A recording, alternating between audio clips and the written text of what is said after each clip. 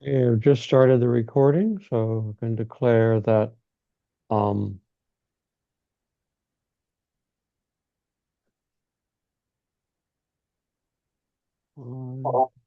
um, sorry. I can declare that the January 12th meeting, 2026 meeting of the Pedestrian Advisory Committee is now in session. We have a quorum of four members participating remotely via Zoom. Um, I know that there are two people who are not via participating, and and so I'm not sure if Tommy is going to be able to join us. He's the one I don't know about. Um, Let me start. Our first item on the agenda is public comment for issues not on the agenda, but so I want to start actually with one thing that's not on the agenda. Is we actually now have a vacancy on the committee. So basically, Kerry Redebaugh had let me know that because of his increased work and travel schedule, he's been having more and more difficulty being able to participate in our meetings. And so he contacted me and said maybe it would be possible to find someone else to sort of who is maybe more able to participate than he. And so what we arranged is that he would resign from the committee, and then that would enable us to let the town transportation board and the town know so that that position could be advertised and we could see fill it. So in fact, this weekend, he sent me a formal note resigning from the committee, and I have forwarded that to Brian Kane and DPW Transportation. And so now I've asked them to, I wasn't sure exactly who the right person in town administration is, but this would go up on the list of vacancies and boards and commissions on the town list. So that's what I hope will happen. And so I look forward to that being done and getting the word out that we have a vacancy and looking for someone to join the committee. So if anyone knows of people, I will certainly contact. There have been a few individuals who have occasionally attended our meetings, who are not on the committee, but who have, just, listened in for a while or and thought about it. So I will contact a few of those individuals and just see if they're interested. Um, and then we'll see what happens. So please talk to people you know, let them know that there is a vacancy and we're looking for someone to join the committee. Um, and then the next thing is that Janice had attended the meeting of the transportation board meeting on the 7th. I don't know if anyone else did, but she had sent me a few notes and she said she would be willing to sort of just quickly give an overview of that and what sort of what would happen in the meeting. So Janice, take it away. Sure, sure. Before I do that, as it relates to the vacancy and awareness of, candidates, last week or so, I had gone to an early morning Pilates class, in Coolidge Corner, and there were 8 people in the class, and four of whom had fallen as they were Mm. walking to the class. In fact, one of them actually lives right by me, and I asked how it was, and she said terrible. So there was a discussion after the class about, what's the town's policy in terms of sidewalk clearing, salting, retail, and so on and so forth. And um, I talked a little bit about the pedestrian advisory, and I also talked about Brook Online and told them to actually note that none of them knew about Brook Online.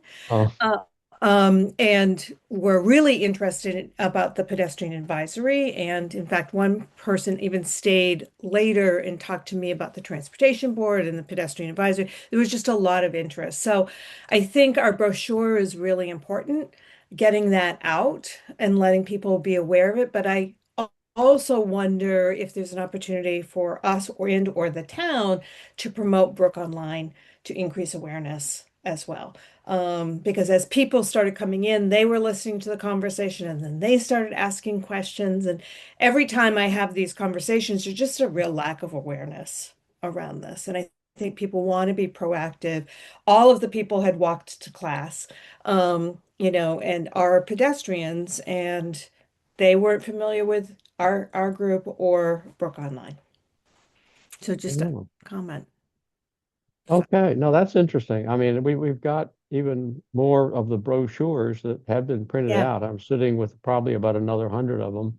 So if we can think about, I may need to go around and do some replenishing of places where I've dropped them off before, which is mainly like the libraries and town hall. But if there are additional places, like was it Women's Health Works that we right, could, right. Yeah, if they that I would be had willing to us suggested. to Yep. drop off a few, yeah, I can okay, absolutely talk to them. So it's just that'd be something great.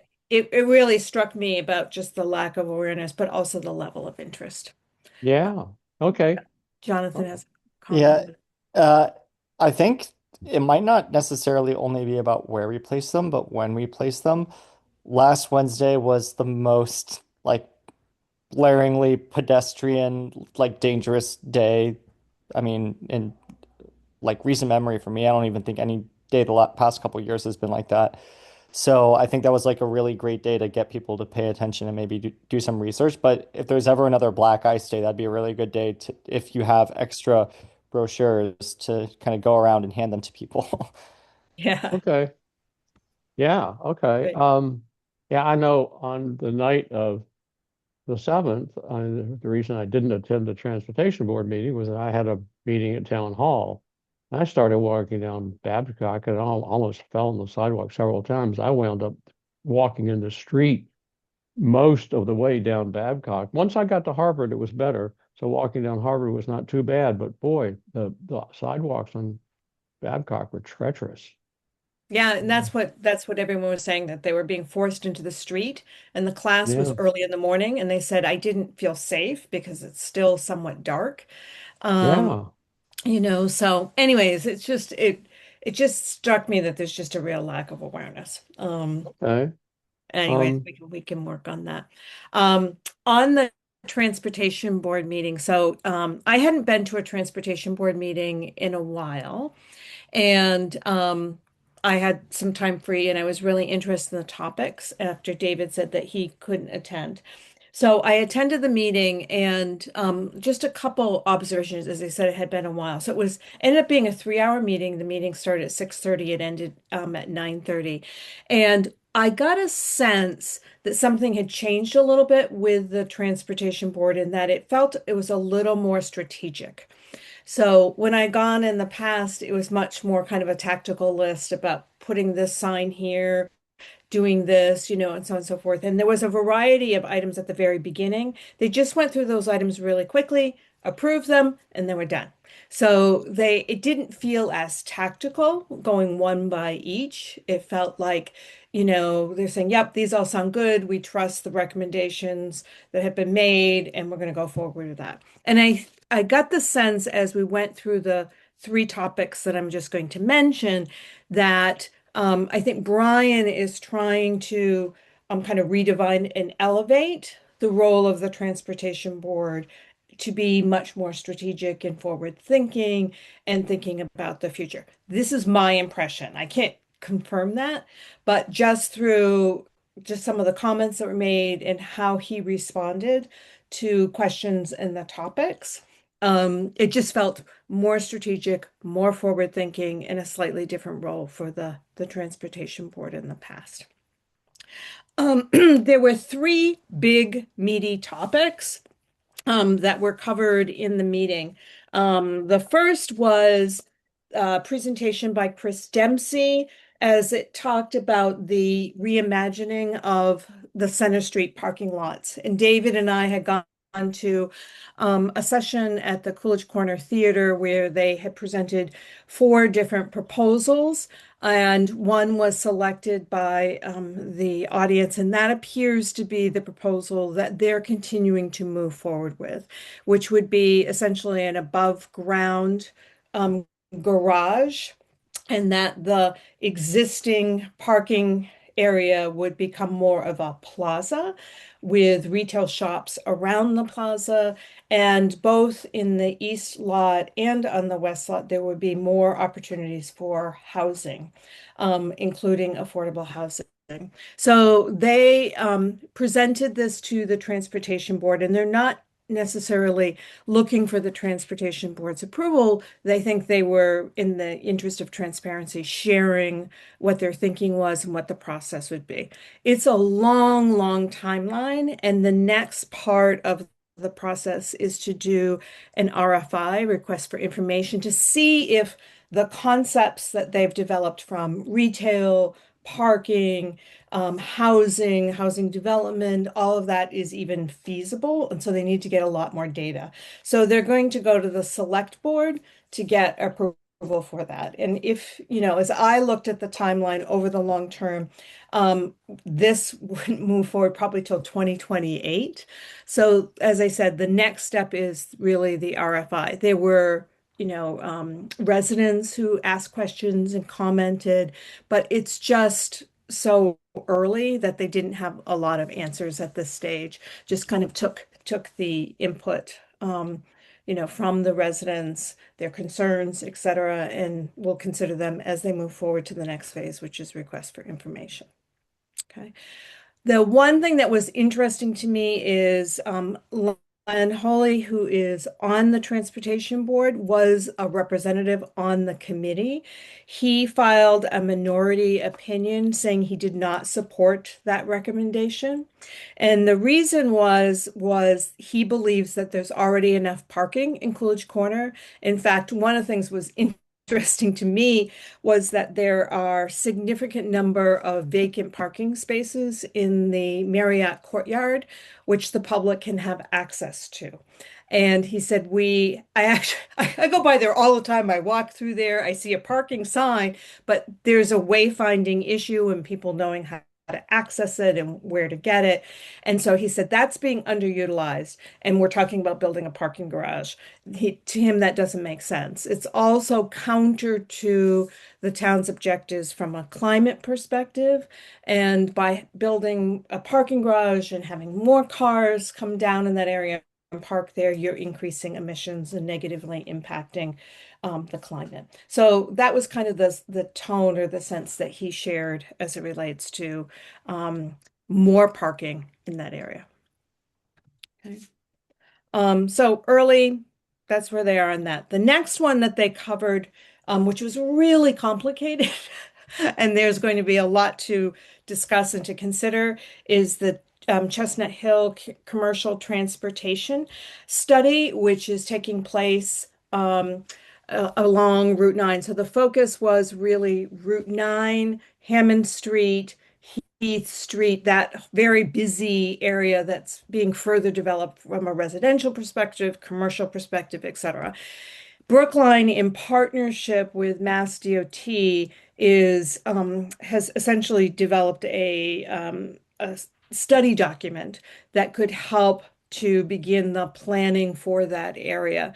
And it appeared to me that their primary objectives are around safety, vehicular movement and safety of the vehicles, as there's more cars and more traffic signals and crossovers and so on and so forth. How do we make that more safe from a vehicle perspective, but also from a pedestrian and bicycling perspective? In fact, when I was thinking about it, I was thinking biking. I mean, it's kind of crazy to drive and walk through there. Biking must be even more challenging. So they've actually put forth some thoughts as it relates to pedestrians moving through that area. It's called the pedestrian network. Same thing with the bicycle structures and paths and how people would proceed. But it's just a concept. This was all engineers talking about how do we make it more safe and people can move forward. And so they'll be working with Mass DOT. So the Transportation Board approved the study as the beginning of this planning document so that they can have those conversations with Mass DOT. So again, another big, complicated project with long time frame. I think where we would be particularly interested is around pedestrian safety. But again, really early. Just as we were closing the discussion, one person suggested maybe a bridge that would actually reach over Route 9 so that pedestrians could actually pass more safely. And they said, that's an interesting thought. We never really thought about that. So long topic, lots of diagrams, things like that. But I'm sure we'll be involved at a later date as things progress with Mass DOT. The last section was really focused on the DPW presenting um, kind of who they are, what do they do, what do they cover, and really, what their priority projects are. And they've got a lot on the plate. So I think it was really about communication. It was about prioritization and how they engage with the T-board. And it appeared to me that Brian is trying to take the transportation board in partnership with the DPW to figure out what the priorities are. What do we think is most important? As opposed to just reacting to a list of stuff that has come from DPW. So they talked a lot about these are the things we see as a priority, but we also have these other big projects. How do we prioritize that? So it was, I think, how they work together. How do we be clear in priorities? There's always a limited budget, so there's financial implications also associated with this. They've got a lot on their plate, DPW being, and therefore there are also staff constraints. They can only do so much. So how do they prioritize it? How do they work together? And I got the sense that this is a beginning, of a conversation of how does the transportation board in DPW set priorities, move forward on a going forward basis, and how do they engage the public in the decision making and communication process? So big, big Very, topics. I don't know, David, if you have any other further insights or things. This is just one person sitting in and listening for 3 hours to these presentations. oh, no, that was great. I mean, I didn't know for sure until just a little bit before this meeting whether any member of our committee had attended that. So Janice had written to me with some observations, and I asked her if she would be willing to just go over those briefly in a meeting. Well, I think that's great. So I may actually, I'm hoping I'll find time to actually watch that meeting because there were quite a few presentations with good Yeah. general information, but this was a terrific summary.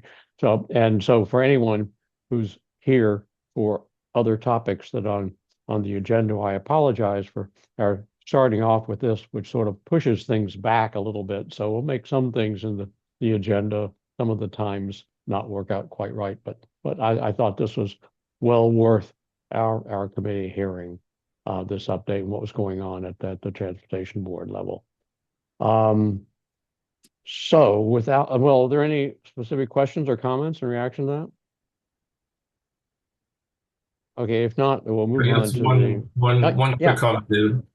yeah, I Jesse. yeah, I hear about this Marriott thing a lot in these meetings. I just want to make the comment that the Marriott parking requires you to park down below at a much greater cost than the meters and also very far away from lots of parts of Coolidge Corner. So, and if you're older, if you're disabled and it's difficult to get to places, it sounds like this neat solution. Probably the reason it's terribly underutilized is cost and the fact that it's not really proximal to where people are going. So if you're shopping at the arcade at Coolidge Corner or something like that, if you're going a little farther down, if you have some meeting at Ridley School and you're a parent, you're across the street in the parking lot that's currently there, a Marriott for the added expense and the inconvenience of having to go down underground and all that and park, find a space and then later come back. Maybe the weather's inclement or whatever. It's certainly an option, but I think part of the underutilization for years is, well, one, people don't know it's there. Two, it's Yeah. much more expensive. And third, it's only fits people who are probably going to someplace very close to that location. If you're going down Harvard Street, it's not really convenient. So just Thank you to, for answering. Thank you for answering that because I wondered. I said, I bet it's more expensive.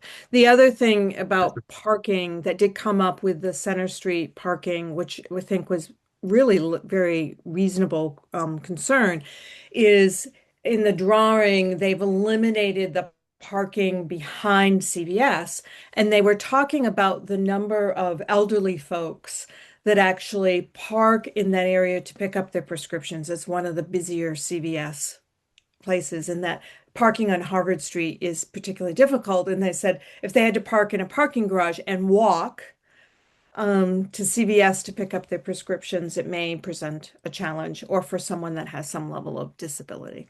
So, proximity to these important locations is always something we need to consider. Yeah, all very true. Mhm. Okay. So let's move on. The next item on the agenda is updates from liaisons, and Lynn is here from the Commission on Disability. Anything to report, Lynn? Our chair, not our chair, our ADA coordinator, Sarah Kaplan, announced that Brookline received a $50,000 grant to, they're going to install tactile plates along Beacon Street. So where the curb cuts are, the tactile plates that are used for people with any vision issues. It has to be completed by June 30th of 2026. So that was good to hear that we got some money to do some of this repair.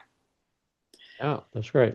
Yeah, so that was they had applied for a grant and they received it. So, and the other thing regarding the Hayes, they also did the exact same presentation. The Hayes School Safety Improvement Program presented to our commission 2 days later, and our chair is going to write a letter in support. But regarding there was still concerns about some of the speed bumps, and regarding that there'd be 5 accessible parking spaces. And so that was what we wanted to make sure, that they would have 5 HP parking spots. And there was some people had brought up some concerns about the speed bumps and emergency vehicles. And so, but that was just, so they were just going to include that in the letter because one of our committee people had raised concern about that. The 5 were at the school, basically. You're saying 5 on the school property.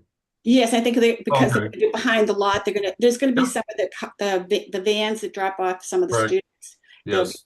They won't be parking directly in. It will be more safe so they can have the children Like access parallel out on the road. parking. Yeah, Mhm. yeah. And then 3 up on top. Yeah, that makes sense. Yeah. And then the other was, I'm just reading this because the Brookline Housing Authority presented a proposal to remove 3 trees on Juniper Street as part of a multi-phase project to build new buildings and to replace the current Walnut High apartments.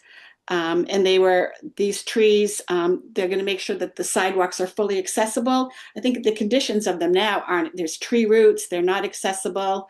So that's, and we were going to support those tree removals and for the accessible sidewalks without any obstructions. And we were sending a letter in support of that. That sounds like a big project. I don't know when it's going to happen, but it was, yeah, they also said that when they do the work, these trees wouldn't survive anyway. So we were supporting that in favor of the accessible sidewalks. Okay. And then our subcommittee on assessing the handicap spots, we looked at 107 spots so far. We're halting it for now.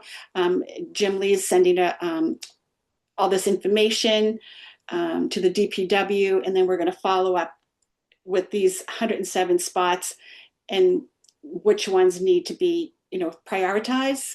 Some of them are totally inaccessible, and see if they can prioritize and correct those existing issues with the handicap spots. And You could probably help. Oh, I'm sorry. I didn't mean to interrupt. No. There's like there's one in Coolidge Corner that's totally inaccessible. There's a tree, there's a pole.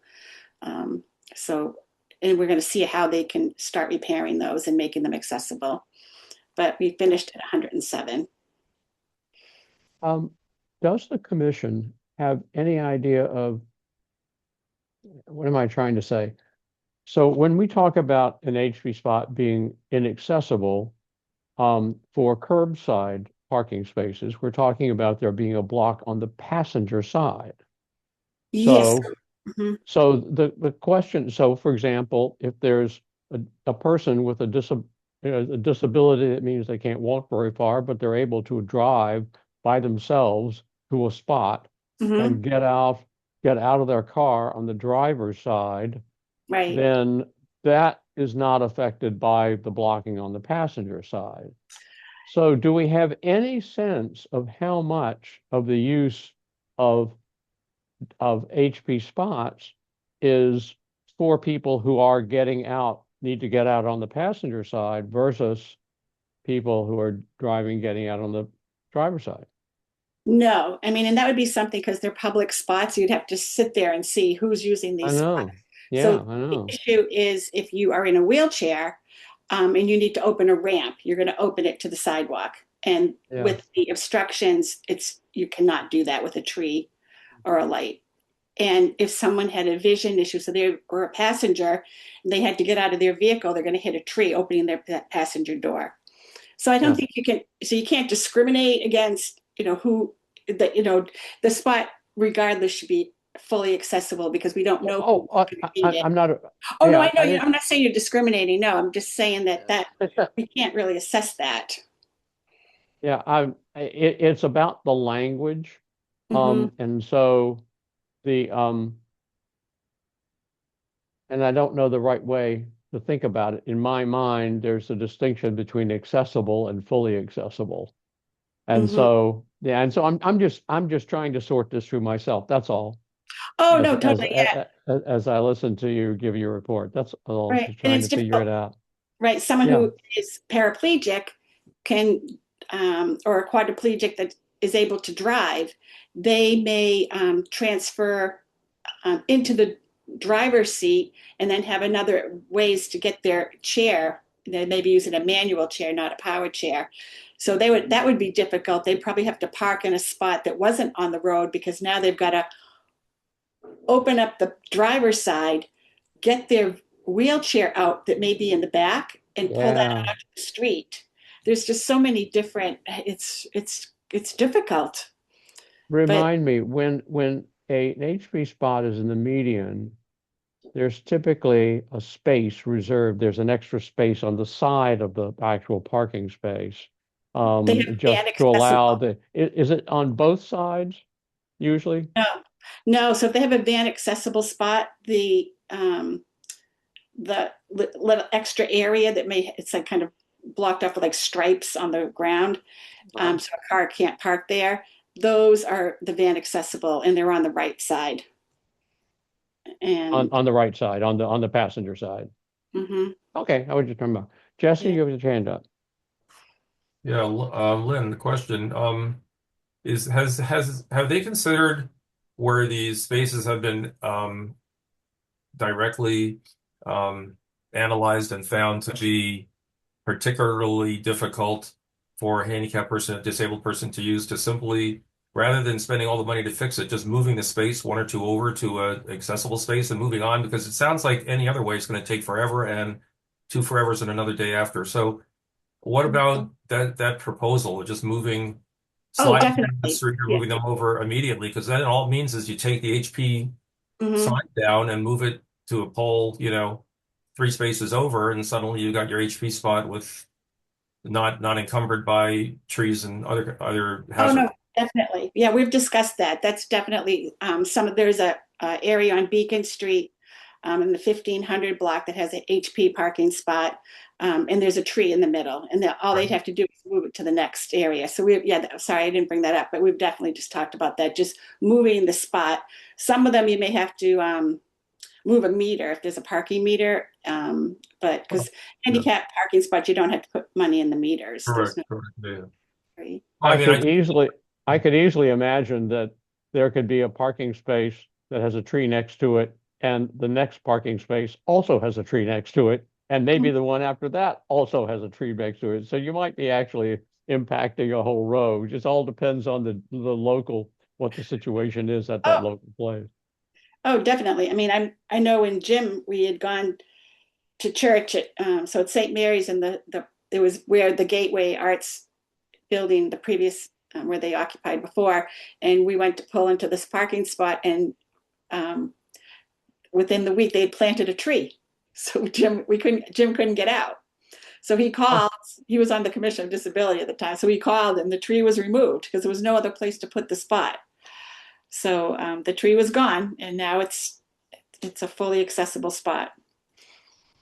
yeah. So I mean, I'm assuming that DPW will understand the point you just made, Jesse, that where they can, shifting the location one parking space will be the easiest and least costly solution. I suspect they will do that. There may be some cases where Lynn was just saying that it's more difficult than that. Okay. Lynn, did you have more to say?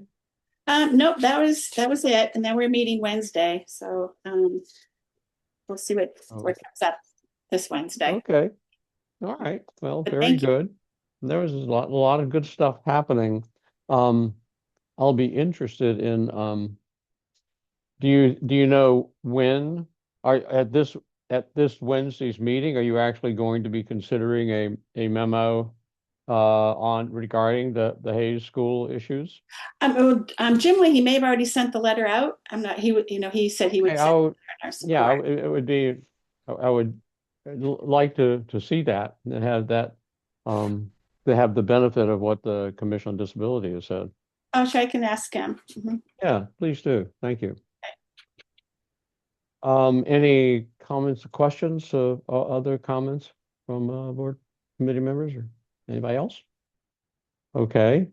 As you can see, I need to ping, Keith Lacy. He hasn't been able to attend in the last, gosh, 3, 4, 5 meetings. And so I want to ping him because there have been issues with pedestrians being struck and hurt, and obviously one death out there on Route 9. And I feel that we're not getting data, and we would benefit from seeing a better report of what the police department is seeing with regard to issues affecting pedestrians. So I will ping Keith about that. Jonathan, anything to report on the Beacon bridle path? No news, just waiting for the meetings to pick back up. They said they'd start in mid-January, and it's mid-January, so I'm hoping they start soon. Oh, Haven't okay, heard so yet. it's No, it's all not on the right. website, not posted. So, okay, just not scheduled yet. I thought maybe by this time there would be something, Yeah. maybe a meeting or an agenda or something. Okay. All right. All right. So unless there are other comments on that, we'll move on. The next item on the agenda is approval of the minutes from our December 8th meeting, and hopefully everybody had a chance to look over. I did both the usual detail minutes that I have regularly been doing over the last year, as well as in the first attempt at an overview, page and a half summary that's hopefully a little more accessible to people in the general public who don't need all the details and nuances and things. So I would like both general reactions to the summary, and then any comments or questions about the minutes as distributed. And I would actually like to do unless somebody requests otherwise, a vote to approve both the minutes and the summary. We can do it in separate votes if somebody wants that, but I would say do one vote for both. So it's open to comments, questions, whatever.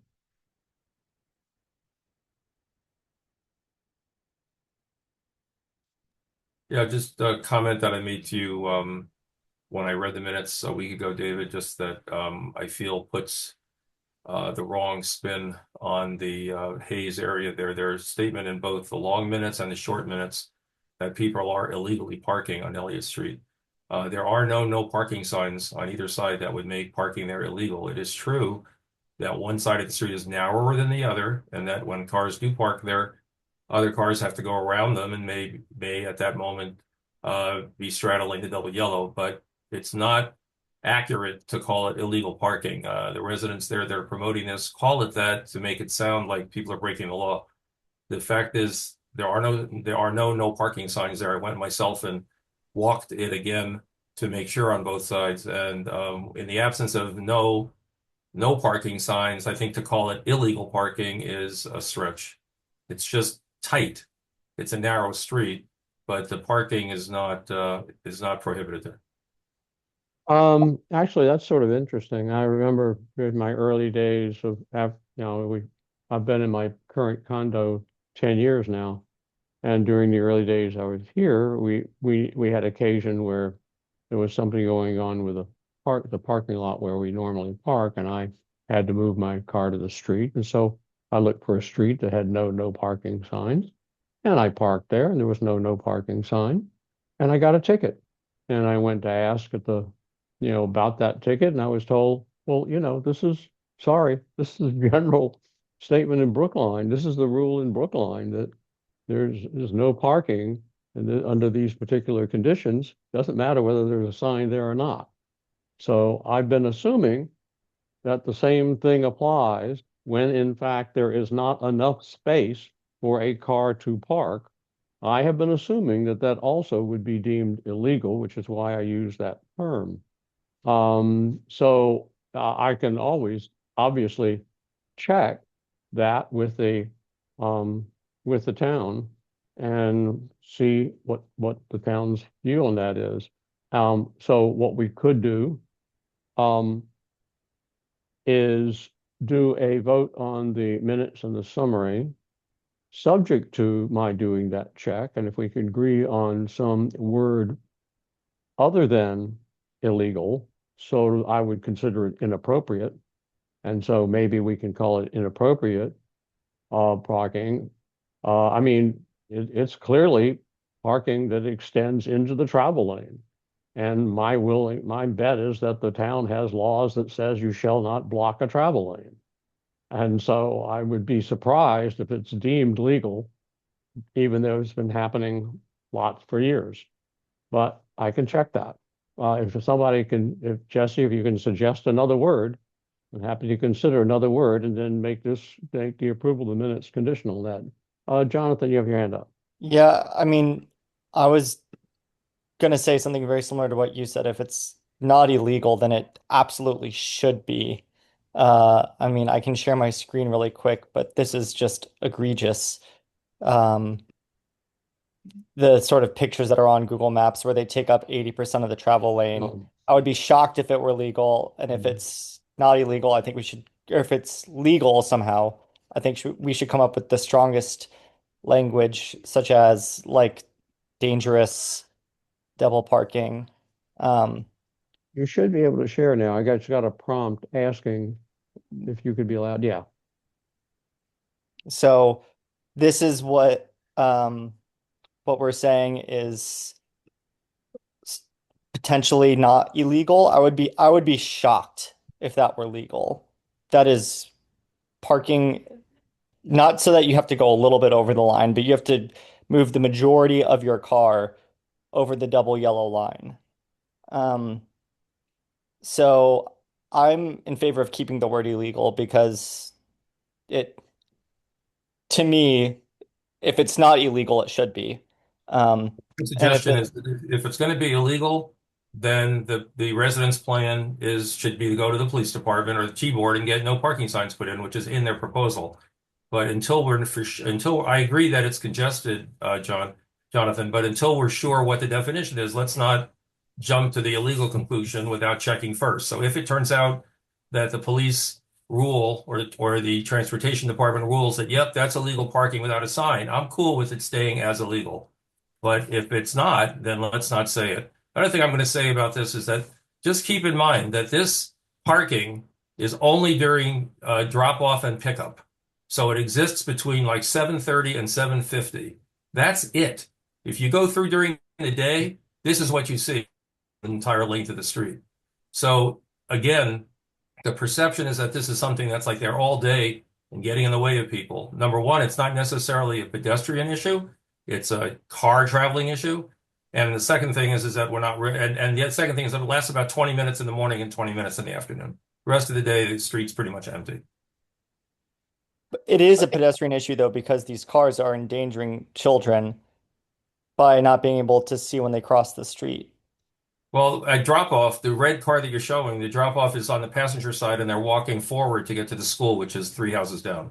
They're not getting out. If they're getting out on the back seat on the street side, then the parent, even if it was fully wide, just like the police officer killed last week, unfortunately, On the driver's side, you better be very careful anyway, because anybody could be distracted or trip or fall in front of a moving vehicle. But I'm assuming that most parents are going to be letting their kids out on the passenger side, which is the sidewalk side.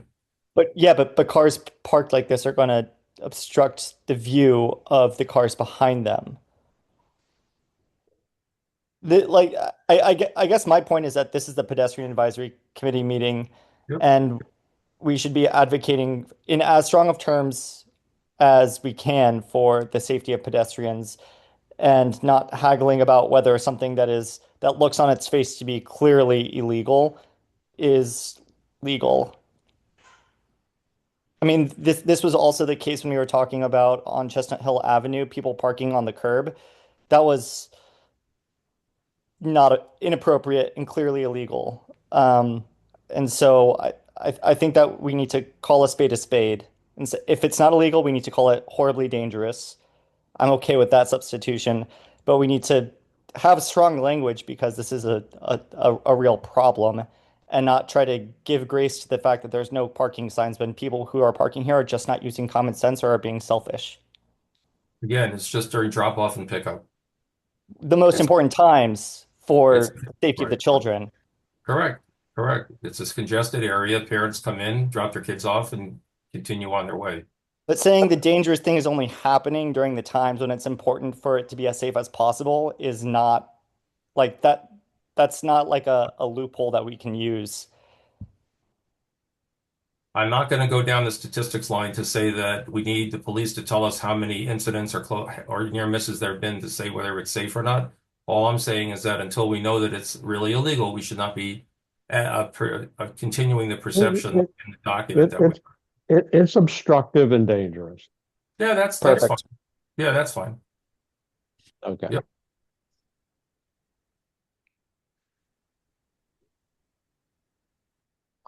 Okay. Any other general reactions? Did people feel that the overview summary, that having that from each meeting is a useful thing to do?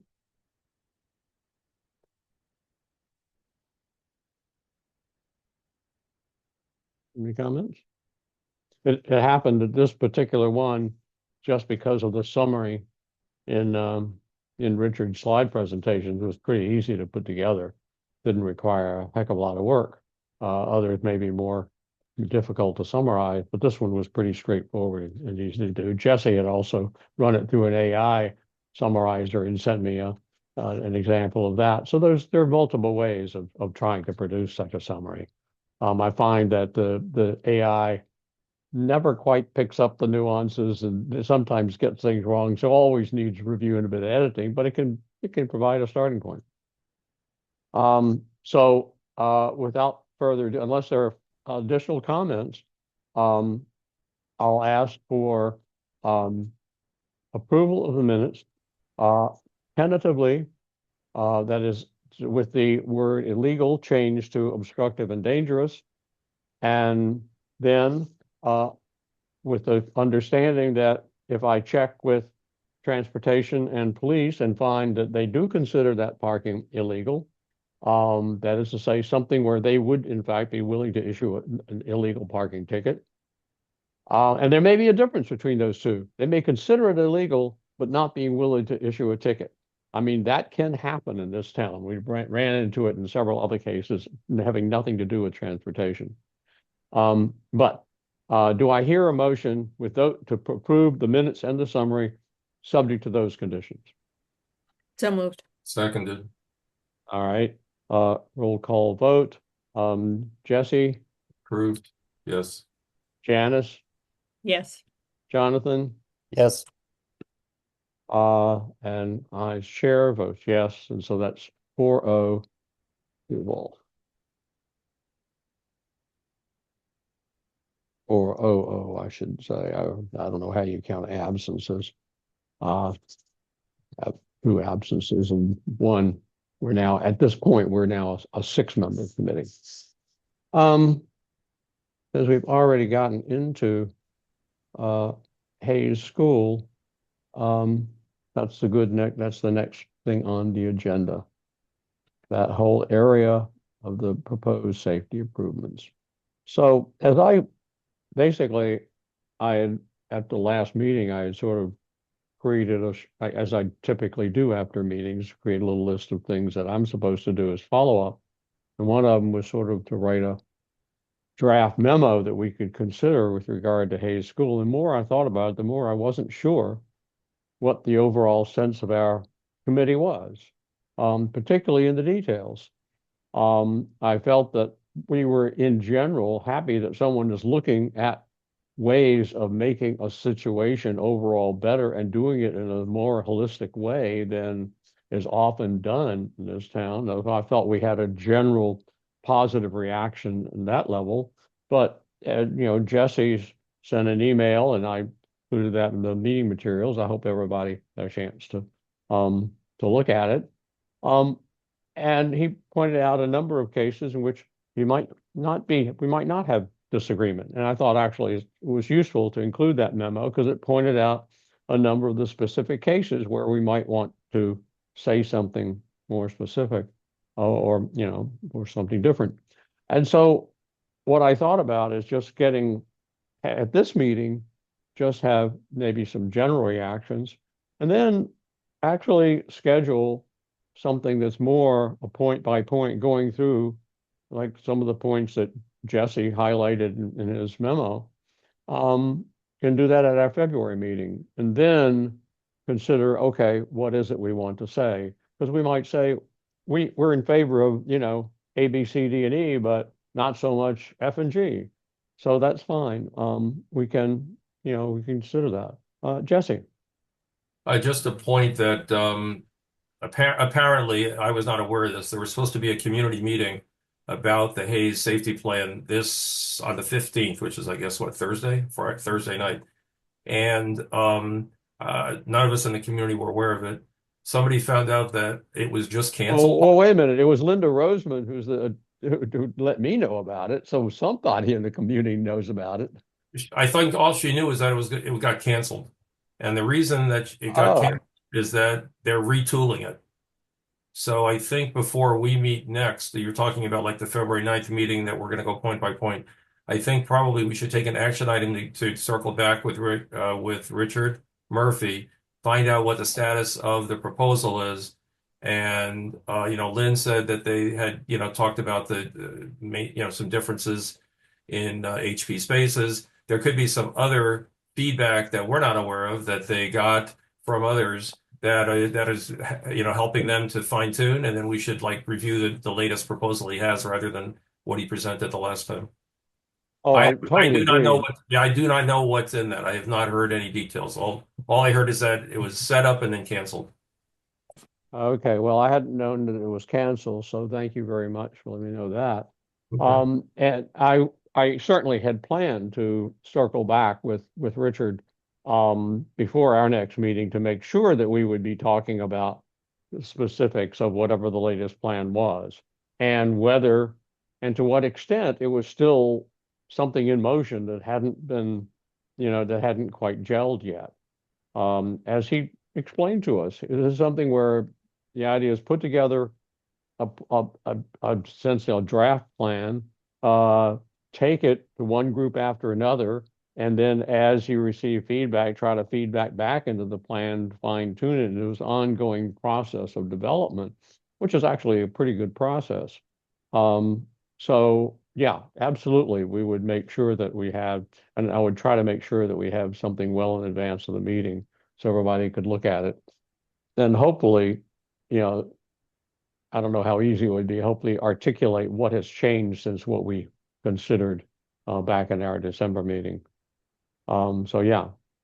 So assuming that we do that, so what I hear you saying, Jesse, is as far as you know, that community meeting has not been rescheduled. That is Okay. correct.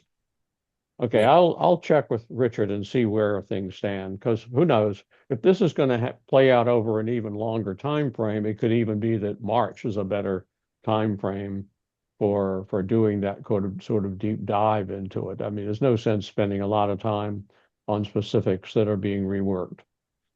So yeah, so I will touch base with people. Yeah, Jesse. No, that makes sense. That plan. Okay. So I have an action item.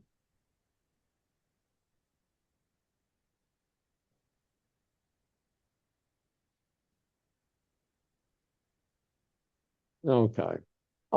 Any other sort of just general reactions to what we heard and discussed around with regard to those A school plans? I mean, it sounds I mean, Lynn, it sounded as if, the Commission on Disability was ready to go ahead and support it as is, even though it's still being evolved. Right. I think it was, regarding the handicap parking spots was a big issue to make sure none were going to be taken away and they would add in that new parking. I think the back parking lot was going to have 62 spaces. Is that correct? Does anyone remember? Well, that was the proposal. Mhm. And so, and then that was expanding it to that many, adding, I think like 24 spaces would allow it to have additional HP spots. Mhm. Right. Yeah. So in other words, so I hadn't understood. So you're saying that the commission's letter would focus just on the HP spots or mostly on the HP spots? Yes, let me just see what Jim had actually, we just posted the minutes, so I just wanted to Okay. see exactly what he wrote. Sorry, just to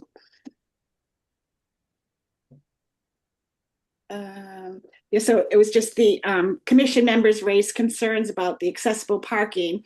One of our members suggested increasing the percentage of accessible parking spot in the school's rear lot to 5%.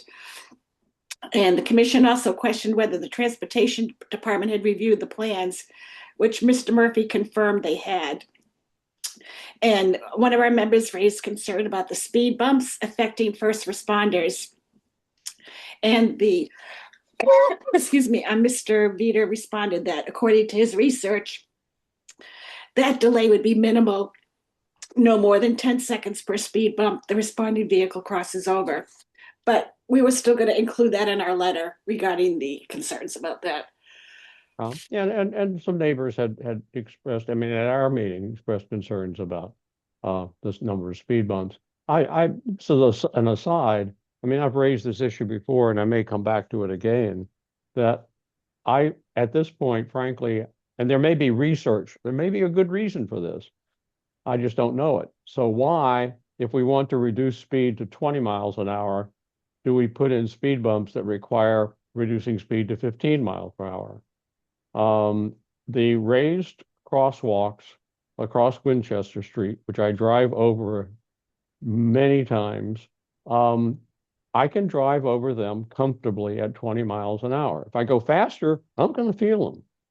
And so they have the impact of slowing me down to the appropriate speed. And to me, that's what we should be wanting. Um, Whereas when you slow people down more than the appropriate speed, I think that tends to raise a lot of objections. So I don't quite understand it. As I said, maybe there's some research that provides a reason for why it's done this way. But I mean, certainly, I mean, I know it's too late to change what the plans are for the implementations next spring, but it is not too late for things beyond that. So it's a question that I think we might want to come back to, and maybe I can find somebody in DPW transportation who can explain it. Any other comments, suggestions, anything with regard to the Hayes School area? Okay, then in that case, let's move on to the next item. So there were sort of several parts to our general discussion about crosswalks, ramps, etc. So part of this is specific follow-up. And so what I included in the meeting materials was a draft memo that I hope everybody had a chance to look over. And the one part I thought that we could go ahead and communicate. And so I actually added something that we have talked about before, but was not specifically in this context, but I thought if the committee agrees, should be included. So I basically made 3 separate points in this draft memo. One, well, we said we want more crosswalks. Now, I qualified that. We can come back to the language, but point number one is let's have more crosswalks. Two, let's enhance the visibility of existing crosswalks, especially around schools, even if that is contrary to Brookline's established crosswalk policy. Okay, so that's the second point. And the third point, the point that I added that we did not explicitly talk about at the last meeting, was this ongoing problem of, frankly, there's big delivery vans pulling into the no parking spaces that have been created right before crosswalks as a result of the daylighting process. And this happened to me. I was driving down Harvard Street just before Coolidge Corner, approaching the crosswalk that's right at sort of Otto's Pizza, right at Green Street. And there was a huge van parked right in front of that crosswalk. I could not tell whether there might be somebody about to enter the crosswalk in front of that van. I basically slowed down to a crawl and crept forward because I did not know. I didn't want to. I mean, your spaces are so small. If somebody could step out in front of me, I want to be able to know that I can stop even, at the last minute. Now, granted, that particular location has RFBs, the flashing beacons, but not everybody pushes the button and uses them. People often walk across that crosswalk without pushing the button and getting the flashing lights. So there were basically two things at my observation that time. That's sort of what triggered me including this in this memo. One is that, boy, the flashing beacons are really helpful if you've got this kind of obstruction going on. And two, we actually need to do more to block that kind of obstruction. So that's my third point that I included in this. And I included the acknowledgement. We know this costs money, but we want the transportation board to support the budgets that will allow more of these things that help protect pedestrians. So now that's the draft that I have submitted for discussion. Throw it open. Jesse. Yeah, I like your draft, David. I was going to say that I think we also have to be practical in the sense that realistic in the sense that in a very dense area like Coolidge Corner, if you have to make a delivery, your delivery driver, you're going to find some place to temporarily stop in order to make your delivery. You can't park 3 blocks away. And so the fact that you see by Tate on Fuller Street and by Otto's on Green Street and every other place in Brookline in the dense area in Coolidge Corner, Amazon trucks, FedEx trucks, USPS trucks, unnamed vans and trucks and cars for Amazon delivery, individuals stopping everywhere they possibly can in order to make, the deliveries. It's like a fact of life. I mean, it's a bigger problem than like our subcommittee. It would be great if we could find a way to clean all that out. It would make pedestrian access much more smooth, and I would of course support that. But at the same time, we're one part of a very large community of many things. Think of the Richard Scarry books or something. Of many things going on at the same time. And so I have been in exactly the same situation that you described, where you stop at a crosswalk and there's a truck or a car or something, a van, SUV parked on your right, and you can't see who's going to be crossing. And you like edge up an inch at a time, leaning over the steering wheel. So, you see somebody. Exactly. It happens all the time. And I think that's a bigger issue with, policing the area. I mean, look, at the same time, I'll say we just put 200, maybe 220 speed limit 20 signs across Brookline. You've seen them everywhere now. They're, even where the speed limit says 25, they put these up everywhere around the town, over 200 of them. And yet the traffic is still going the same way. I mean, they got put up because we got some kind of grant or something to get these signs delivered, and now DPW's put them all up. But that's like not the whole picture. I think we need, there's a challenge to bring everybody along with us, like our vision of, making it as safe as possible for people to get around walking, has to, is foremost. And at the same time, there are these other pressures that that sort of have to be allowed. There's no way to stop the commercial activity. You wouldn't want that. So it's going to be a continuing challenge for us. So in the memo, you make a comment about daylighting and things like that. Yeah, I mean, we should continue to look. I think that's an excellent idea. How much, the town can do to actually spend the money to enforce it, like, is a whole different story. And I guess the other comment quickly is about, you said expanding the number of crosswalks. That's true, except that I think it's like anything else. If you have, any signs too often, people become sort of inured to it. They just sort of stop paying attention. So I think the way, we might want to look at it a little bit differently is to make sure in the most important areas that we've identified that don't have them, we should put them in. But to say that we should just try to get them everywhere we possibly can, may dilute the effect. Just something to think about. First of all, I agree with a lot of what you said. With regard to the van delivery, what I would rather see is fine, carve off a space in the middle of the block for, I mean, just the way we do. Remember back in the pandemic, we carved out spaces for picking up restaurant meals. There's a lot of more people were doing takeouts and they needed to just be able to pull in the car, pick up their meal and go. And so we created these short-term spots. And then we also created, there's actually, because of the vans occupying space on Harvard Street, right before Green Street.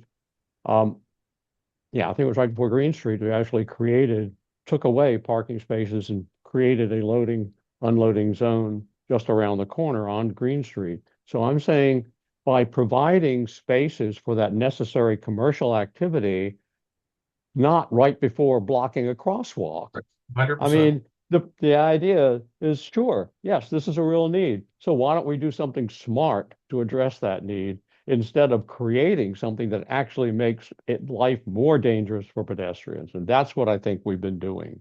And so that's what I'm talking about here. Jonathan, you have your hand up.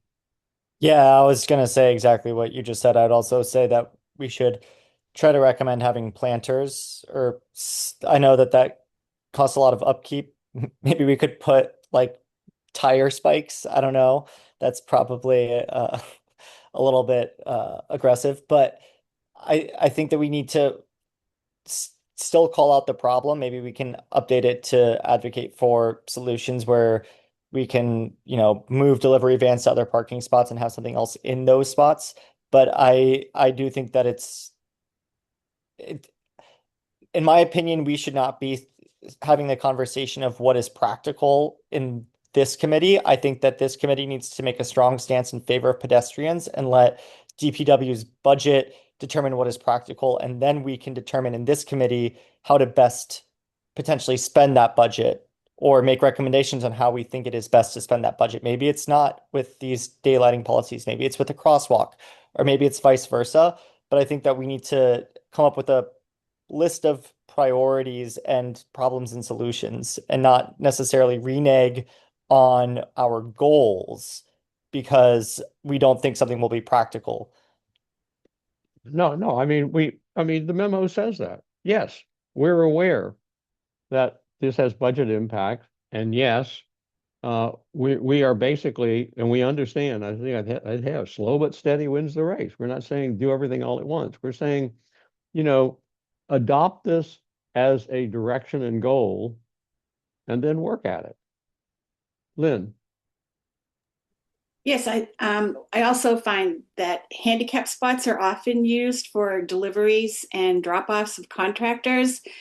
And I've called the number on a delivery truck that was dropping off supplies, and they were in the handicap spot for a good period of time. And my big thing was about education. So I called the contractor and I said, can you just let your delivery people know that they're not supposed to park in a handicap parking spot just because it's convenient, it's open, they pull right in. And I think maybe with the delivery trucks too, they know you shouldn't be blocking a crosswalk, but it all comes down to education and how do you, the higher ups, teaching their drivers don't do that. But it's hard. I think they're gonna do it anyway. I still see it all the time. So I don't know how to change that behavior. And Well, one possibility is to change the no parking to no parking or standing mhm. on those daylighted spaces. And that's something we can bring up with the transportation board. I mean, you talked about vans, drivers not blocking crosswalks, and certainly that language they would think in terms of, okay, I know I'm not supposed to be right on top of the crosswalk, even though sometimes they are. But I don't think they're conscious of the fact that when they pull into this beautiful unused space, that they are creating a hazard. I don't think that is anywhere in their cognizance of the situation. And so the idea is to find some way to just make that more apparent. Um, and I don't know what the answer is. Mainly, our part of our job is to call out things that create hazards for pedestrians and make life dangerous for pedestrians. And that's what our job is. Um, and then, sure, we attempt to be reasonable, but we need to push for those things that make life safer for pedestrians. And this is one particular issue where it really is. This is a dense area. Okay. Uh, so what do people think? I mean, basically, the one thing I realized after putting this in the meeting is what I forgot to do in item number 2, where we talked about enhancing the visibility of existing crosswalks near schools. I realized that I meant to and didn't include the specific examples we talked about. That is to say, the intersections of Cypress with Davis and Tappan, so very close to the high school campus. And so I would basically just add a line at the end of item number 2. Examples include the Cypress intersections with Davis and Tappan by the high school campus. So if we have no further discussion on this and people are generally okay with what we're pushing for here, then is there a motion to approve my finalizing and submitting this memo with those changes? So moved. Okay, and I think Janice seconded. So roll call vote. Jesse, Yes. Janice, Yes. Jonathan, Yes. and chair votes yes. So we are 4-0 on approving that. Thank you all. The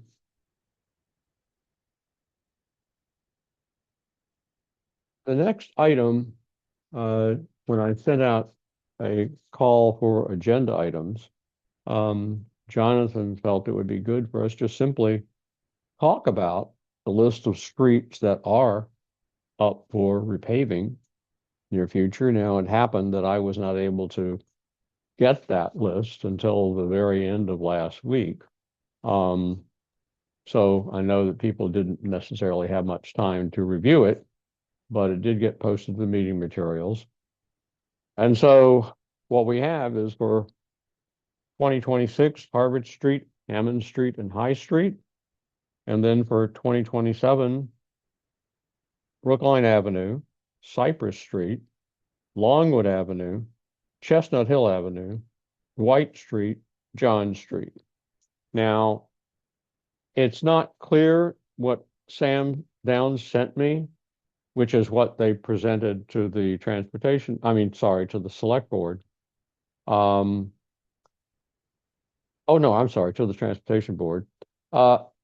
It's not clear to me when he talks about Cypress, whether that's the entire length of Cypress, all the way from the intersection with Washington, all the way down to where it intersects with Goddard. I don't know. But without, so I can check those, but I assume in any case, it's a substantial portion. I assume with Longwood Avenue, it's going to be the entire length. That's a half mile. So, the question for us is any general reaction to that list of streets that seem like a good set of streets to be up for repaving? And second, the more specific question for us is, are there, given our discussion about wanting more crosswalks along any of those streets, are there specific locations where we would propose new crosswalks? And by the way, I would intend to come back to this topic at the next meeting so that everybody has a chance to go, now that you see the list of streets, to go check some or all of them and see where have you been able to spot places where we need additional crosswalks. Janice. So this is the same list that was presented to the Transportation Board. And to your question about Cypress Street, it is the entire length of Cypress. Okay. Okay. And again, what I sensed was they only have so much capacity and so much funding and so much staff. And so this is the list. So as we talked about crosswalks at an earlier meeting, we did get the sense that there is some effort associated with additional crosswalks, and they would have to prioritize them, and there's a process. So again, I get the sense that there are some constraints from the DPW perspective in terms of what they can do, and this is what they're planning to do at this point. So if we want to review them to provide comment and to look at them from a crosswalks perspective, I would encourage us to do that and then make the presentation. But I got a sense this is the list. Well, I should point out that going back to our conversation with Kevin Johnson and Sam Downs, the point Sam made is that they want to be able to address sidewalk issues. That includes any new curb ramps the year before they actually do repaving. And so that means that for these things that are slated, Harvard, Hammond, and High Street for repaving during 2026, may be too late to ask for a new crosswalk. But for the longer list of 6 streets for 2027, it's not too late. But this is the time to be, like he specifically mentioned Cypress. If you want something new on Cypress, please let us know now. So this is the case where I would focus really on the 2027 list, those 6 streets, and take a good look at those and see, are there places, and this is a case where I think it would make sense for me to ask Keith Lacy if the police consider specific intersections along any of these streets that do not have crosswalks today as being particularly risky.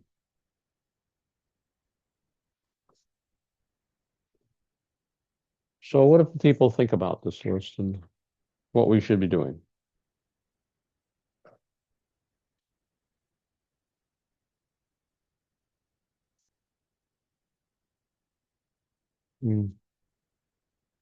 John Street is a very short street.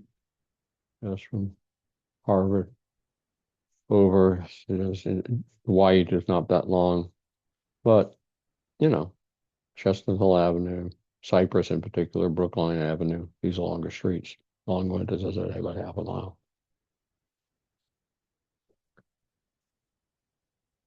And these are, I mean, they're going to be difficult anyway, just because of the heavy volume of traffic on those streets.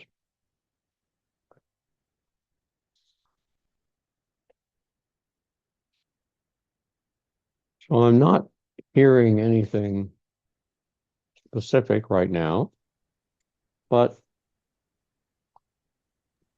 What do people think? I mean, let's put it this way. As you think about these streets, I mean, most of us, I mean, I don't, some of these I'm on frequently. I'm on White Street, John Street, Harvard Street. In particular, I'm rarely walking on Hammond Street. Rarely walking Chestnut Hill Avenue. So on some of these, I'm not that familiar with from a pedestrian standpoint. I may drive along them, but I'm not as familiar from a pedestrian point of view. Others I am. And when I look at the list, I don't immediately come up with compelling spots that need new crosswalks, but I'm not the best person to say. Others probably have a better sense of that than I do. So I would really urge the committee to think about each of these streets and maybe spend some time on them. Yeah, Jesse. Yeah, I was just going to say that, like, for our local area, when I saw this list, I mean, there are things we've put in over the months and years about issues with sidewalks that have never been really adequately completed for Chestnut Avenue itself. They said wait until, until they went out 6 to 8 months ago and actually painted the little arrows for what they were going to do, but then they turned around and said they were not going to be getting to it for some time. And there's a difference between the two presentations that you included. One shows Chestnut Avenue in 25. Actually, now the other one shows it's in 27. So Well, the first one was from at the time when I needed to understand. post this meeting. Yep. The only thing I had available was from March 2025. So yes, I it's been understand. updated since. I understand. It's been changed. And so, I mean, I guess per our charter, I suppose we could take, we could independently volunteer to go to those streets, either bike along them, or take a walk, a slow drive when, on a Sunday morning when there's no traffic or something, and get some sense. Probably the best is walking and get it, or biking on the sidewalk when, again, when it's very, very quiet. Look at the bumps, look at the tree roots, look at that stuff and put in Brook on lines or just make a spreadsheet. I mean, we can do some of that work as a committee on the streets that they've already identified as being the next ones. That was going to be my suggestion. Yeah, I agree. I think that makes a lot of sense. Go out as individuals and just do as much we can in observation and jotting down notes. Right. And proximity to places of congregation, places of vulnerable populations, those are important. Any other thoughts? No, I think Jesse's idea is a really good one because I'm also not thinking like Cypress, especially Brookline Ave. I don't necessarily think that there are good crosswalk opportunities there. I cross those streets all the time in crosswalks that are pretty well loved. And so it might make more sense to just try to get the sidewalks in good order. Well, So I mean, that's- and in terms of best use of budget, that may be the case. All I'm saying, remember that what we're doing is following up on a discussion from really a couple of months ago, where we asked, what does this committee feel is the most important next thing we should focus on and advocate for? And multiple members of the committee, I think the sense of the whole committee was more crosswalks. Crosswalks help, and I think, to respond to something Jesse said, sure, we're not talking about a crosswalk every time you turn around. We're not, and that's unaffordable and it's not reasonable to ask for. What we're talking about is enough crosswalks in critical areas to keep reminding drivers about what kind of town this is, that it's a densely populated town with lots of pedestrians, and then to be wise in terms of, from both budget and safety perspective, of where to locate any new ones that are needed. So I'm saying, I think that's why this question is in front of us now. If we could say, well, we've had a couple of months to think about this question of asking for new crosswalks, and maybe that's actually not what we want to ask for. maybe it is the sidewalk. Maybe, okay, you got a limited budget. Maybe that's the place to put it. If someone wants to suggest that, put it out there.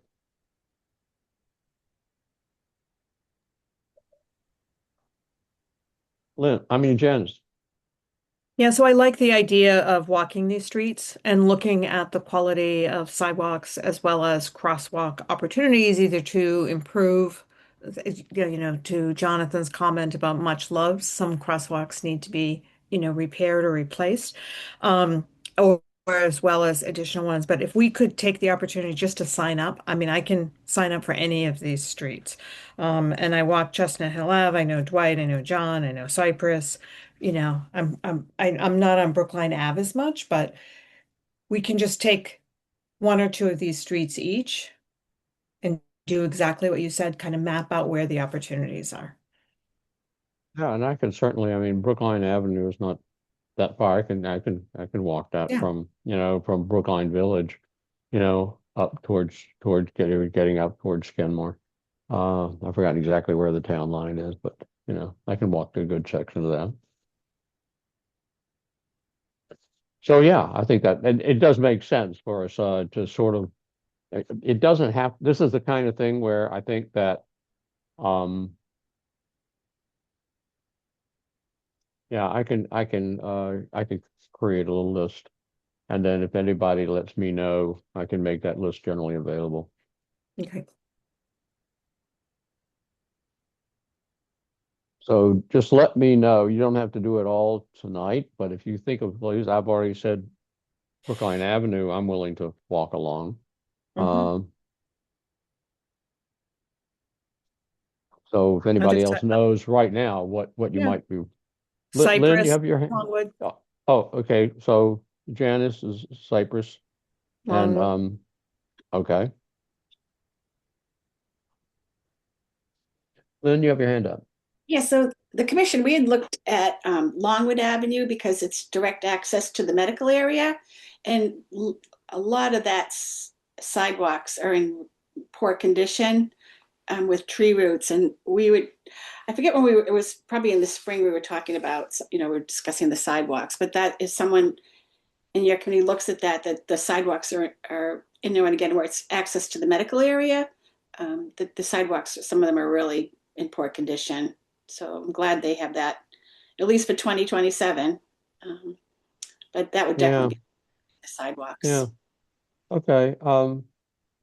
It's an interesting question. We've generally discovered, I think, we brought this up in our meeting with Kevin Johnson and and with Sam, because we had specifically noted that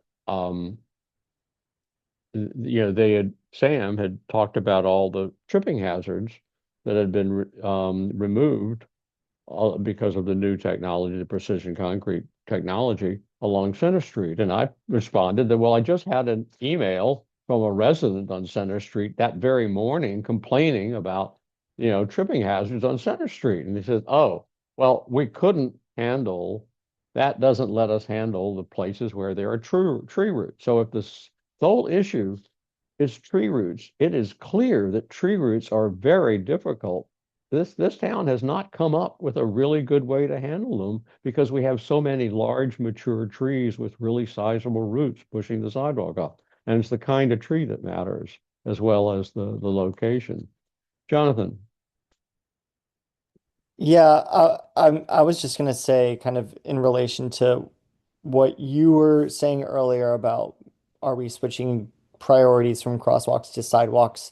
I don't necessarily think that we are. I would still say that crosswalks are very important, but it seems like the direction from DPW is that it's easiest, or we would be most effective if we did streets all in one go. And so I still I still would prioritize crosswalks, but if this is like the list of streets where like we need to be dedicated to, I think it might make sense for us to look at it on like a geographic basis than as opposed to like town-wide crosswalks.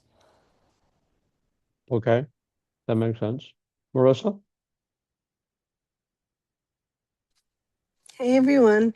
I'm sorry I joined you so late, trying to get the kids to bed. Um, I'm sorry I missed public comment too, because I wanted to spend all of my public comment time just expressing how excited I am about the new RRFBs that are going all up and down Harvard Street. I don't know if you already talked about them or if David told you all, but No, we didn't. okay, well then I will detract from these Cypress and Longwood and all those streets for a second to just say there's this one intersection at Linden and Harvard where like I think Abby Swain has been hit by a car. Like I saw a small child almost get hit like super close. Like it is super dangerous, and this is an intersection that I go through every day to bring my kids to school. And they finally put RRFBs there on both sides of the intersection. They're putting them at like several other crosswalks all up and down in this area. And it's just so great to see. It's so exciting. And I sent an email to all the DPW staff just saying thank you. There's some really good stuff happening. So it's really good to see. But to your point, Lynn, about sidewalks and about Longwood in particular, I remember there's just one tree at the corner of Longwood and Kent that takes up so much of the sidewalk that, like, I mean, even one person just walking it, like you can make it, but a stroller cannot fit. It's not an issue of tree roots. It's just that it does not fit. A large person would no longer fit on the sidewalk. If they were the type of person that needs two seats on an airplane, they wouldn't fit on the sidewalk anymore. Are you talking about the one where they've actually bent the sidewalk around the tree? No, that's the thing, is they haven't done this on Oh, so this Longwood. was because that one is on the west side of Kent, heading towards Coolidge Corner, just beyond. It's like just the first property Yeah. right after Kent as you're Okay. moving towards Coolidge Corner. No, I mean they Uh, have done that in some places, but Yeah, it no, needs to be I was just done. trying to place the tree you're Yeah. talking about. Yeah. No, Yeah. it's on Longwood. It's at Well, the this was on southwest Longwood, corner. what I was talking about. But so Yeah. is it between Chapel and Kent? No, it's west. Oh, okay. And is It's on the just at the north side or southwest south corner. side? South. Oh, okay. Ah, okay. You can look at it if you put Google Street View Okay. on. I will. You can see it actually with I was just looking at that. So I think when you're looking at all of the sidewalks, it's not just, remember, I like to keep in mind, it's not just like the bumps, the tree roots. It's also like PROAG compliance is about width, and there's all kinds of other things. And I hope that we can really push for DPW to like, if they're repaving the street, to do that, to put these bump outs and to go around the trees. Or to take the trees down if if the trees aren't healthy or are kind of getting there anyway, if they really can't get around it. Because especially for that one on Longwood, as you said, Lynn, folks in wheelchairs are trying to get to the medical center, and that sidewalk is totally impassable on that side. Yeah. No, that matters. I mean, I have to say that when we previously, I think in more than one meeting, brought up the idea of moving the sidewalk around a tree, either on private property or out into the road. Someone in DPW says, "Oh, we never do that." And then I pointed out that we had in our walkable streets priorities for Brooklyn, we had two illustrations showing where they had done exactly that.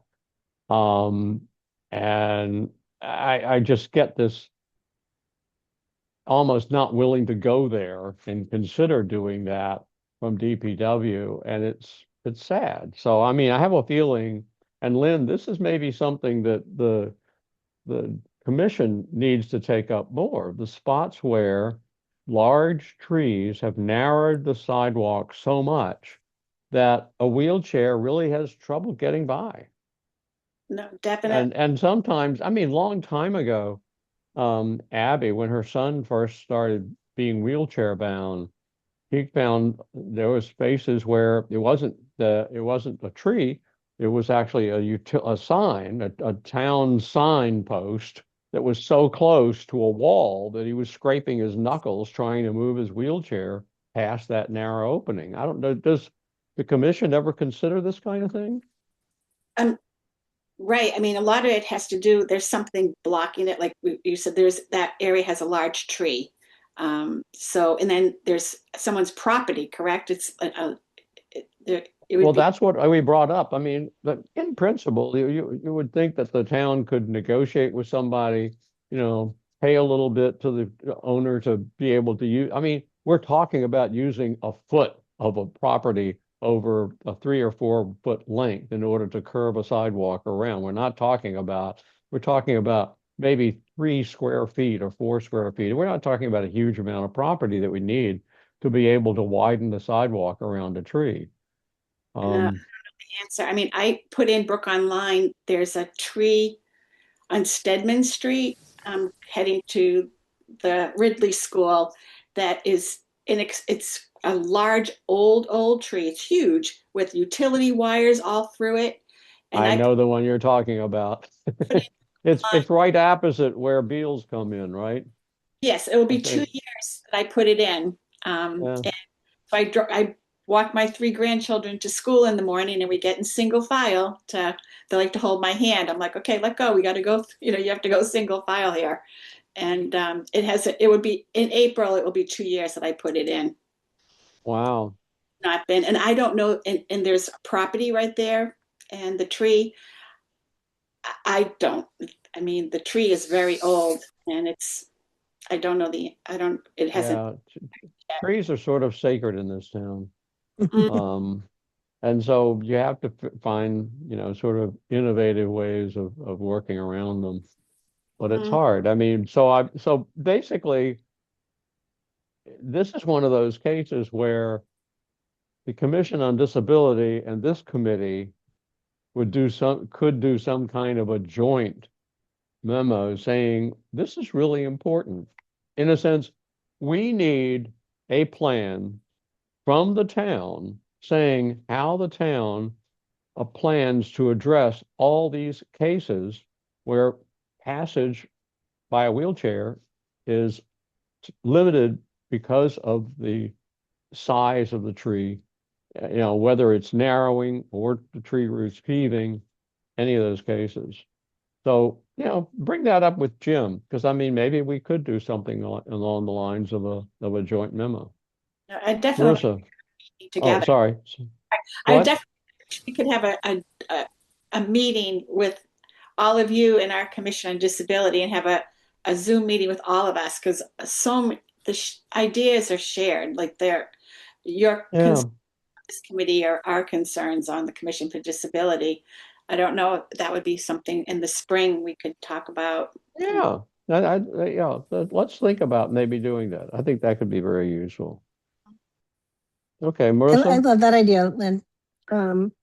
Yeah, David, I would just say that I know like there's so many other examples of raised sidewalks and things that that are relatively minor that I mean the tree roots it's big but it's a relatively small bit of sidewalk to repave, but for to go around a tree either involves going out into the road or taking a neighboring property. That's a much bigger deal. And so I'm thinking like realistically, that's a big ask to say to the town, we want you to be doing a lot more of these every year. What I would really push for, and I mean, I think we should ask for that. I think we should be saying, look, you're really not meeting the promises that we say, or like the way that we say as a community that we want to be welcoming to everybody, that we want to to support our neighbors with disabilities. We're not living up to that standard. And so I think we should ask for that, but I think we should be absolutely firm on like that tree at Longwood and Kent. Like if they're I think we should be saying like, if you're going to be repaving the road, that's the time that you absolutely have to do this. Like you have to put the sidewalk around the tree then. Because if you're not going to do it then, when are you going to do it?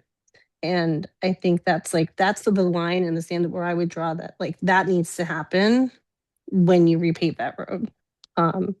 It doesn't meet the town's complete streets guidelines if you're not fixing that issue with the sidewalk at the same time that you're repaving the road. That makes sense. That makes sense. Yeah.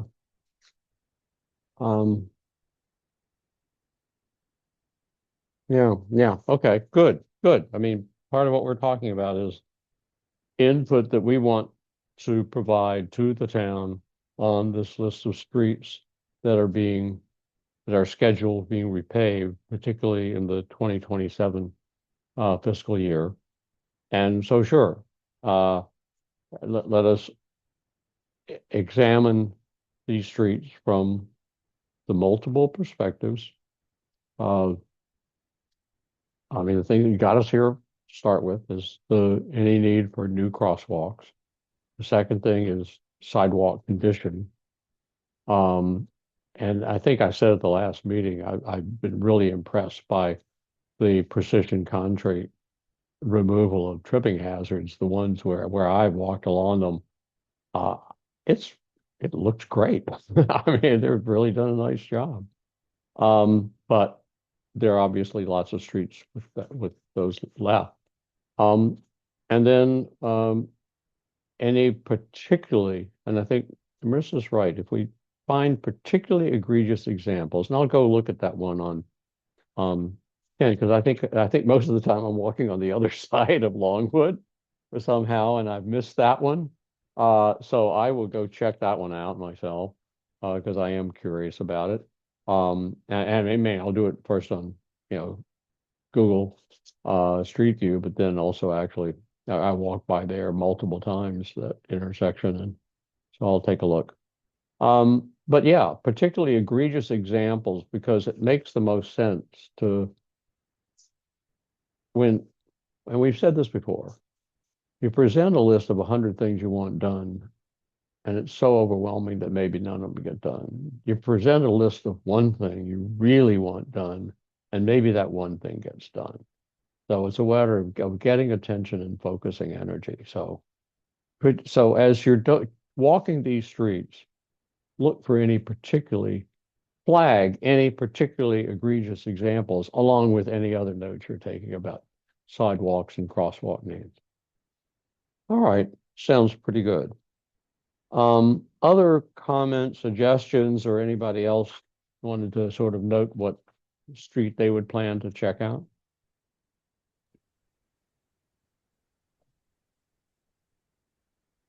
As I said, you can email me and let me know, and I can create a list. Janice? David, they did mention at the Transportation Board the success they've had with that new technology. And I just noticed at the bottom of the same document, it talks about these are the streets that they're evaluating now for tripping hazards. I'm wondering if we should be also evaluating, giving feedback on these streets, as well as suggesting any others that should be added for review. That's a good point. Okay, so as Janice points out, I've been focusing on, in a sense, the top half of this list of streets repaving, but also they're the ones inventorying hazards on these other streets with high pedestrian volumes. So Stedman, Winchester, Williams, Wellman, Shaler, and of course Winchester, Williams, and Shaler, all right around the senior center. Babcock, I mean, where I live, Dwight, John on those all the time. St. Paul, I walk along that on almost every month. Marion Park, Francis Chapel Station, Brookline Avenue. Well, I mean, some of these things are on the previous list, like Brookline Avenue and John and Green. Webster Place, Cypress, Bartlett, Western Terrace. Western Terrace is a funny one. The height between curb and street is so high in some spots along Westward Terrace. It's just strange. It's like, how did that come to be? It's a very high curb in some places. Strange one. But yes, does anyone have any particular comments about that list? About any particular needs that you know of? Or particular priorities? I mean, I was on several of them today. So I was on Marion and Park and Station, everything. I mean, there are opportunities to improve things. I wasn't looking specifically for that, but Yeah, I think I think some of these are very, very good. But there also may be others as well. So yeah. as we're I know going for, through, them. yeah, okay. I mean, Williams, I remember, it's like, gosh, it's been probably 4 or 5 years ago. I had to I put in a request and got several, I think about um, 3 or 4 cripping hazards, raised blocks ground down with their old grinding tech right there. And exactly is between Winchester and Center Street, I think they were, because I was on my way to the senior center and I noticed those, and then they came out and did the grinding. But this new technique is even better. Um, the grinding still leaves a bit of a slope, even though it's ground down, whereas the new technique is a little bit flatter, and so therefore a little less likely to be a tripping hazard. So it's good. Any other comments on that part of the list? I agree. That's something we should also be paying attention to as we walk around. I don't have any specific suggestions to make on that, but I mean, for me, I would definitely prioritize any, providing that treatment in areas around the senior center, and that's several of these streets on this list. And I would want to check Fuller as well. I think I mentioned that to Sam Downs, that when I first saw this list, that he had not included Fuller Street in the section, and a lot of people who come to the senior center park in the Fuller Street lot. So I would want to be sure that walking from that lot up to Winchester has also received the same treatment. So he said he would make a note of that. So that's one I would add to the list. So think of other things that could be priorities. This is where if we had 50 people walking the streets of Brookline, we would have an easier time covering the town, and we don't have that right now. But actually, okay. Well, David, do we want to make maybe a document or like an Excel sheet with the streets that are being repaved as well as these streets, and then we can individually claim them and track which ones have been done and Sure, maybe just allow, documentation? yeah, but allow for more than one person, just as Yeah, allow the possibility of more yeah, than one person walking a given street. yeah, Because some of these I just walk on an almost a daily basis. Others, it's much rarer. And I've like Brookline Avenue. I'm not normally on Brookline Avenue, but I said I would do that, so that'll be a special trip to do that. So yeah, I think that would be very useful. Sure, let's do that. And have a way for people, you can, for example, you can have a section on the tripping hazard sidewalk, where to suggest adding, you can go ahead and suggest add my Fuller Street between Harvard and Winchester. That's the particular one. All right, that sounds like we have a plan to move forward. That is, unless there are other comments on this, that is the end of our regular agenda. Our next meeting is scheduled for Monday, February 9th. I have gotten Jonathan Anderson to put our meeting dates on the town calendar. Unlike past years, I'm not scheduling a meeting in September, largely because at least tentatively I'm planning to be away during at least part of September. But because no meeting in September, I am keeping the meeting in August. Some years we don't have enough people around to have a quorum, and so we don't have an August meeting. Last year, we did have enough people around, so we did have an August meeting. So we basically, when we get up close to it, poll people and find out if enough people are around for us to have an August meeting. Other than that, it's generally on the regular schedule, but we'll see how things go. But anyway, so there's a tentative set of dates out there on the Pedestrian Advisory Committee webpage on the town, and you can check them out. Anything else? Anything you want to bring up? New business, other stuff?